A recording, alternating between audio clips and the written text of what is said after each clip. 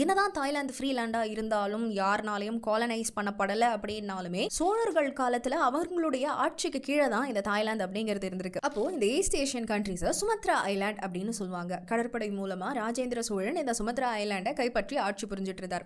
என்னதான் இந்த சுமத்ரா ஐலாண்டை கைப்பற்றி இருந்தாலுமே அங்க தமிழ் மக்களை மேல்குடியா அமர்த்தாம அங்க இருக்க மக்கள் என்ன கல்ச்சரை ஃபாலோ பண்றாங்களோ அதையே ஃபாலோ பண்றதுக்கு அலோவ் பண்ணாரு. இப்போ எப்படி தாய்லாந்துல 97% ஆஃப் பீப்புள் புத்திசம் ஃபாலோ பண்றாங்களோ அதே மாதிரி 3% ஆஃப் பீப்புள் ஹிந்துவிசமையுமே ஃபாலோ பண்றாங்க. அதுக்கு காரணம் அப்ப நடந்த இந்த ஆட்சி மாற்றம் தான். அதுக்கப்புறம் இந்தியாவில் பார்த்தீங்கன்னா நிறைய மாற்றங்கள் ஏற்பட்டுச்சு. நம்மள பிரிட்டிஷ் வந்துட்டு கேப்சர் பண்ணாங்க.